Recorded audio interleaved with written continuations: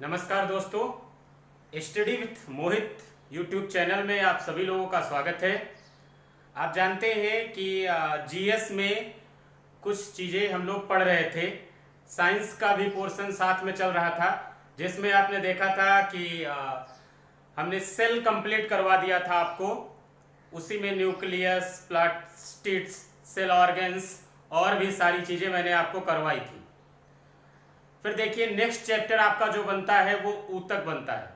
आप लोगों में से कुछ लोगों के कमेंट्स भी आ रहे थे कि इधर आप क्लास क्यों नहीं ले रहे थे। इसके भी कुछ रीजन हैं और वो पर्सनल कारण हो सकते हैं। फिलहाल प्रयास यही करेंगे कि आपको क्लास मेरी जरूर मिला करे। तो चलिए शुरुआत करते हैं ऊतक के बारे में। यहाँ बोर्ड पर आप कुछ चीजें देख रहे हैं, ऊतक के बारे में लिखा हुआ है। जैसे आप जानते हैं, मैंने बताया था कि हमारे शरीर की सबसे छोटी क्रियात्मक और संरचनात्मक इकाई क्या होती है, तो आप क्या बताएंगे? क्या होती है? कोशिका। हमारे शरीर की सबसे छोटी क्रियात्मक और संरचनात्मक इकाई क्या होती है, तो आप क्या बताएंगे? कोशिका। और कोशिका के बारे में मैं सारी चीजें बता चुका हूं। ध्यान दीजिएगा, ऐसी कोशिकाएं जो कार्य और संरचना की दृष्टि से समान होती हैं, ऐसी कोशिकाएं जो कार्य और संरचना की दृष्टि से समान होती हैं, मिलकर के ऊतकों का निर्माण करती हैं। ये क्लियर रहेगा ना? तो यहां पर हम क्या कह सकते हैं? कोशिकाओं के समूह को ही क्या कहते हैं? ऊतक कहते हैं। कोशिकाओं के समूह को ही क्या कहते हैं? ऊतक कहते हैं। ध्यान दीजिएगा, मैंने बताया था कि कोशिका के अध्ययन को साइटोलॉजी कहते हैं, तो ऊतकों के अध्ययन को क्या कहते हैं? हिस्टोलॉजी। कोशिका के अध्ययन को क्या कहते हैं? साइटोलॉजी। तो ऊतकों के अध्ययन को क्या कहते हैं? हिस्टोलॉजी। और कोशिकाओं के समूह को ही क्या कहते हैं? ऊतक कहते हैं। इतनी बात आपको क्लियर है? जैसे कोशिका की खोज किसने किया था? रॉबर्ट हुक ने। वैसे ही याद रखिएगा कि ऊतक शब्द का सर्वप्रथम प्रयोग किसने किया था? विकाट ने। ऊतक शब्द का सर्वप्रथम प्रयोग किसने किया था? विकाट ने। याद रहेगा ना? अब ध्यान दीजिएगा, ऊतक जो है जंतुओं में भी पाए जाते हैं और पादपों में भी पाए जाते हैं। मतलब क्या है कि ऊतक प्लांट्स में भी पाए जाते हैं और एनिमल में भी पाए जाते हैं। अगर हम एनिमल टिश्यू की बात करें तो एनिमल में 5 प्रकार के टिश्यू पाए जाते हैं या ऊतक पाए जाते हैं। पहला क्या? बाह्य कला ऊतक। इसे अंग्रेजी में क्या कहते हैं? Epithelium tissue. इसे अंग्रेजी में क्या कहते हैं? Epithelium tissue. दूसरा क्या हो जाएगा? पेशीय ऊतक। इसे कहते हैं मैस्कुलर टिश्यू। तीसरा है संयोजी ऊतक। इसे कहते हैं कनेक्टिव टिश्यू। चौथा है तंत्रिका ऊतक। इसे कहते हैं नर्वस टिश्यू। पांचवा है जनन ऊतक और इसे क्या कहते हैं? Reproductive tissue. ध्यान दीजिएगा, ये 5 प्रकार के ऊतक जंतुओं में पाए जाते हैं। अब देखिए, इनको कैसे डिफरेंशिएट करेंगे या इनमें कैसे अंतर करेंगे या इनको कैसे पहचानेंगे, वो चीज समझिए। पहला क्या? बाह्य कला ऊतक, इपिथीलियम टिश्यू। ध्यान रखिएगा, इपिथीलियम टिश्यू हमेशा ऑर्गन्स के लेयर में पाया जाता है। कहां पाया जाता है? तो क्या बताएंगे? अंगों की परत में। यहां पर शब्द लिखा हुआ है परत। अंगों की परत में जो ऊतक पाया जाता है उसे क्या कहते हैं? बाह्य कला ऊतक। ध्यान दीजिएगा, जैसे हार्ट, लीवर, किडनी, लंग्स की लेयर में पाया जाने वाला टिश्यू कौन सा हो जाएगा? बाह्य कला ऊतक या एपिथेलियम टिश्यू। दूसरा है पेशीय ऊतक, मैस्कुलर टिश्यू। दूसरा है पेशीय ऊतक, मैस्कुलर टिश्यू। इसमें ध्यान दीजिएगा कि ये मांसल अंगों में पाया जाता है। जैसे हार्ट, लीवर और किडनी में कौन सा टिश्यू है? पेशीय, मैस्कुलर।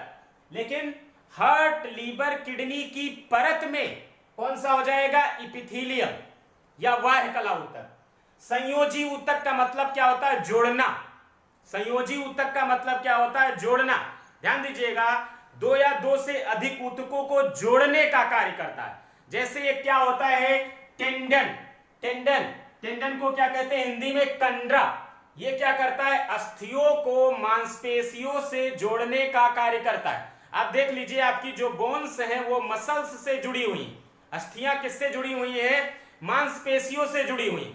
तो अस्थियों को मांसपेशियों से जोड़ने का कार्य कौन करता है? तो क्या बताएंगे? टेंडन। दूसरा क्या है? लिगामेंट या स्नायु। ये क्या करता है? अस्थियों को मांसपेशियों से जोड़ता है। अस्थियों को मांसपेशियों से जोड़ने का कार्य कौन करता है? लिगामेंट, या इसे हिंदी में क्या कहते हैं? स्नायु। ध्यान दीजिएगा, लिगामेंट क्या होता है? एक पट्टी के समान संरचना होती है जो दो अस्थियों को जोड़ने का कार्य करता है। कभी कभी आप देखिए, जब आपका पैर ऊंचा खाली में पड़ जाए या कहीं से आप कूदिए तो आपके पैर में क्या हो जाता है? मोच आ जाती है। वास्तव में उस मोच का कारण होता है इसी लिगामेंट में खिंचाव आ जाना।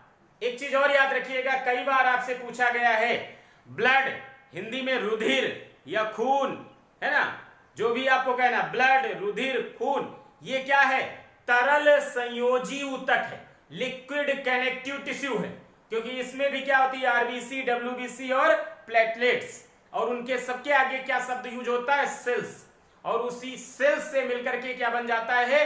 ब्लड। तो group of cells is called tissue. तो यहां पर ब्लड क्या हो जाएगा? लिक्विड कनेक्टिव टिश्यू, तरल संयोजी ऊतक। क्लियर रहेगा ना? अब ध्यान दीजिएगा, अगला क्या है? तंत्रिका ऊतक, जिसे अंग्रेजी में क्या कहते हैं? Nervous tissue. ध्यान दीजिएगा, इस नर्वस टिश्यू की जो इकाई है वो क्या होती है? न्यूरॉन। क्या है? न्यूरॉन। वास्तव में तंत्रिका ऊतक का कार्य होता है मैसेंजर, संदेशवाहक। इसका कार्य क्या होता है? संदेशवाहक। मैसेंजर का कार्य कौन करता है? यही तंत्रिका ऊतक या नर्वस टिश्यू। और इस तंत्रिका ऊतक या नर्वस टिश्यू की इकाई क्या होती है? न्यूरॉन। न्यूरॉन, मैंने न्यूरॉन के बारे में आपको यह भी बताया है कि न्यूरॉन कोशिकाओं की संख्या सबसे ज्यादा ब्रेन में होती है, और इन्हीं का कार्य होता है वास्तव में मैसेंजर, या कह सकते हैं संदेशवाहक का कार्य कौन करता है? न्यूरॉन।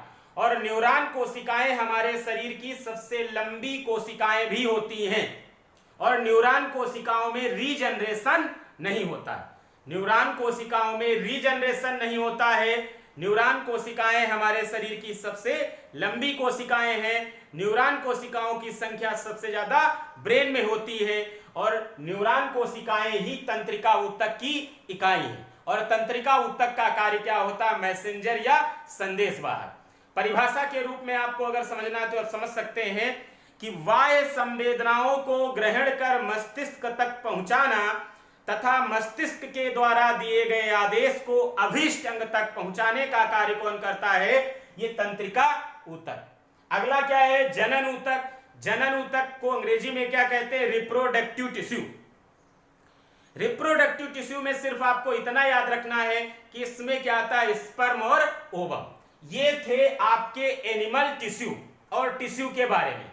अगली अगर हम बात करें पादप ऊतक की, प्लांट टिश्यू की, तो प्लांट टिश्यू में आपको पता है क्या आ जाता है? जैसे एक क्या होता है? जाइलम, और दूसरा क्या होता है भैया? फ्लोएम। एक क्या है? जाइलम, और दूसरा क्या है? फ्लोएम। जाइलम से याद रखिएगा क्या होता है? जल, और फ्लोएम से याद रखिएगा क्या हो जाएगा? भोजन, या कह सकते हैं फूड। जाइलम का कार्य होता है जड़ से जल और खनिज लवण को पत्तियों तक पहुंचाना। जाइलम क्या करता है? जड़ से जल और खनिज लवण को पत्तियों तक पहुंचाता है। ये नीचे से ऊपर की ओर कार्य करता है।